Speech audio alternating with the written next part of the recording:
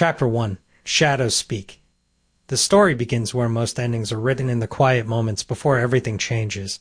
The winter of 1692 had settled over Salem village like a shroud, the air thick with the scent of damp earth and burning hearts. The girls had gathered in the dim glow of a single candle, their breath visible in the cold, their whispers weaving through the shadows like restless spirits. They were not yet accusers, not yet monsters, just girls trembling on the edge of something they did not yet understand. Betty Paris, the minister's daughter, was the first to speak. Her voice was small, fragile, but there was a weight to it, a desperation that made the others lean in. "I saw her," she whispered. "In the dark. She was there, watching me." The others exchanged glances. They knew who she meant. Tituba, the enslaved woman who worked in the Paris household, whose stories of faraway places and strange spirits had once fascinated them.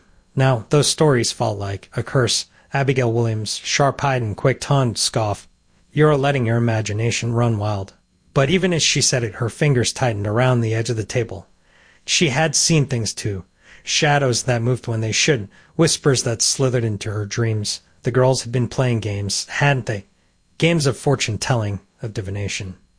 Games that felt harmless at the time, but now the lines between play and something darker were blurring. Outside, the wind howled through the bare branches of the trees, a sound like distant screams. The candle flickered, casting long, jagged shadows across the walls. Ann Putnam, pale and wide-eyed, let out a shuddering breath. "It's not just Tituba," she said. "There are others. Women who walk among us. Women who don't belong." The words hung in the air, heavy with accusation. And then louder, brittle and unnatural. It came from nowhere and everywhere, echoing through the room like a chorus of unseen voices. The girls froze. The candle snuffed out. In the sudden darkness, something moved. A hand, cold and skeletal, brushed against Betty's shoulder. She screamed. The sound shattered the silence, piercing the night like a knife. Doors burst open. Footsteps pounded down the hall. Reverend Paris appeared in the doorway, his face a mask of fury and fear. "What is the meaning of this?" he demanded. But the girls were beyond words.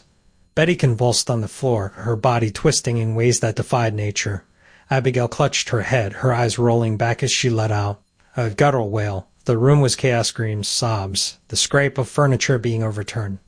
And then, as suddenly as it had begun, it stopped. The girls lay still, their breaths ragged, their faces drained of color. Reverend Paris knelt beside Betty, his hands trembling as he lifted her limp form.